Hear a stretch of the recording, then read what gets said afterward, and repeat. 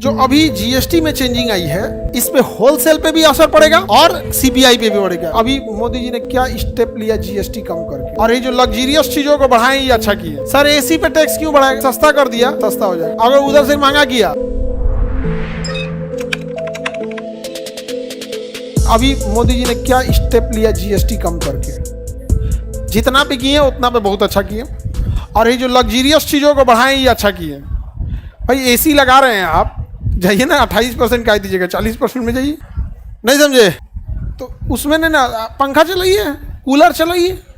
AC तो luxury की चीज़ है ना, लेकिन दिल्ली में कोई बिना एसी के रहना बड़ी मुश्किल होता है, बहुत भयानक गर्मी होती है। खैर वो अलग चीज़ हो गया यहाँ पे। तो जो अभी जीएसटी में चेंजिंग आई है इस पे होलसेल पे भी असर पड़ेगा और सीपीआई पे भी पड़ेगा, डब्ल्यूपीआई पे भी पड़ेगा और सीपीआई पे पड़ेगा। समझ में आ गया कि नहीं?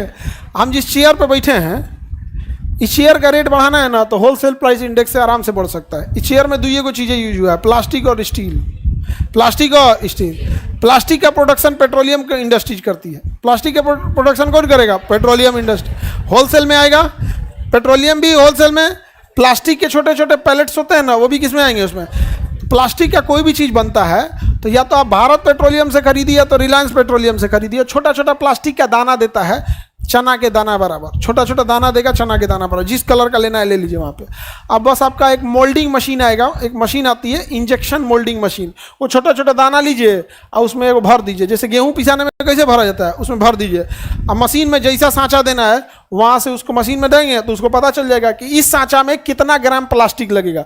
उधर से प्लास्टिक लेगा, सांचा में डालेगा और सांचा में टेम्परेचर करेगा 600-700 डिग्री सेल्सियस, गल के और उसका सांचा उसको दबा देगा। जैसे दबाएगा तो उसका डिजाइन ले लेगा, चाहे बाल्टी का डिजाइन ले या मग का डिजाइन ले, कुर्सी का डिजाइन ले, टेबल का डिजाइन, कोना प्लास्टिक का ले लिया। यहाँ पे आपका प्लास्टिक बन रहा है, पीछे हाथ रिलायंस का है। आप कहेंगे रिलायंस के पास कहाँ आया? वो पेट्रोलियम का कचरा है। पेट्रोलियम क्या है? कचरा।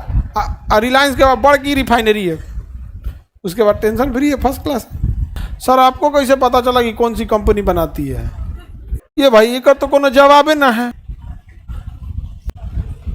बताओ इसका हम क्या जवाब दें? सर एसी पे टैक्स क्यों बढ़ाएगा? भैया एसी नॉर्मल आदमी के घर कूलर नहीं होता है। भाई गांव में कुल ले के 10 को घर होगा जिसके यहाँ कूलर होगा। नहीं गांव अमीर आदमी एसी का नहीं, गांव में हेलीकॉप्टर उतार देगा, वो क्या मतलब है? पैसा वाला कहीं रह सकता है, गांव में पैसा वाला नहीं हो सकता है?